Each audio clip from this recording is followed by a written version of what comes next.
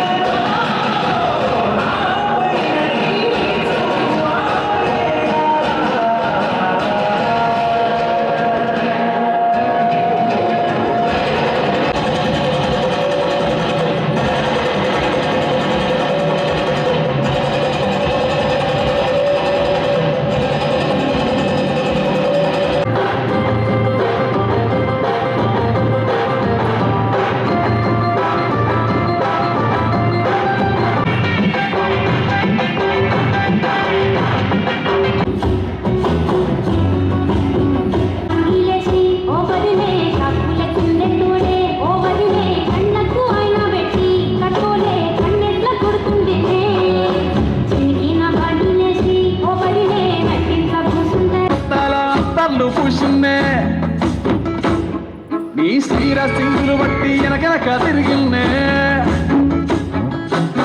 తోలిస్తుంటే పూలు తెస్తుంటే చక్కెర లెక్క నీ మాటలుంటుంటే మారేని తీరు పెరిగేని నోరు మందు కలవాటి తినే ఇంత పోసి ఓ వదినే గుర్తడే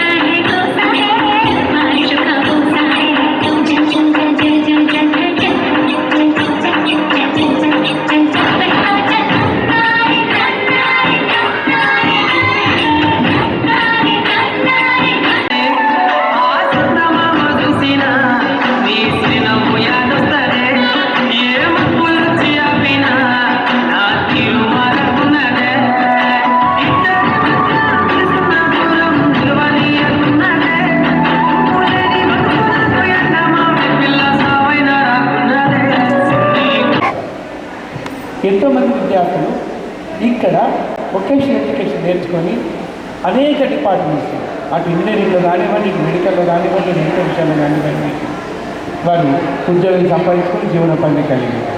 ఇకపోతే మిత్రుడు ఎల్లారెడ్డి గారు, నేను డిగ్రీ కాలేజీలో చదువుతున్నప్పుడు వారు నాకు కళాశాల మెయిన్. అప్పటి నుంచే మంచి డైనమిక్ స్టూడెంట్ లీడర్. ఆ తర్వాత తాను ఒక మంచి నాయకుడిగా, ప్రజానాయకుడిగా మన జగిత్యాల అప్పుడు మండలం, ఇప్పుడు జిల్లా కానీ మండలానికి వారు చేసినటువంటి సేవలు చాలా అపూర్వం. ఆయనది మంచి మనిషి, మంచితనానికి మారుపేరు,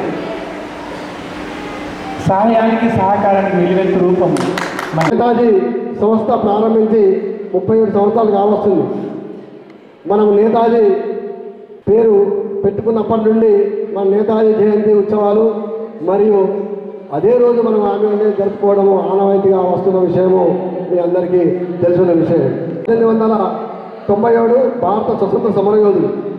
ఒకవైపు గాంధీజీ మొదలైన నాయకులందరూ అహింసావాదంతోనే స్వరాజ్యం సిద్ధిస్తుందని నమ్మి పోరాటం సాగిస్తే బోస్ మాత్రము సాయుధ పోరాటం ద్వారా ఆంగ్లేయులను దేశం నుంచి తరిమి కొట్టొచ్చునని నమ్మి అది ఆచరణలో పెట్టిన బోస్ 2 సార్లు భారతీయ జాతీయ కాంగ్రెస్ అధ్యక్షుడిగా ఎన్నికై గాంధీతో సిద్ధాంతపరమైన అభిప్రాయ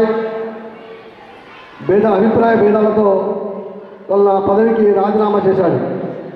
గాంధీజీ యొక్క అహింసావాదం మాత్రమే స్వతంత్ర సాధనకు సరిపోదని, పోరుబాట కూడా ముఖ్యమని బోస్ కూడా స్థాపించాడు.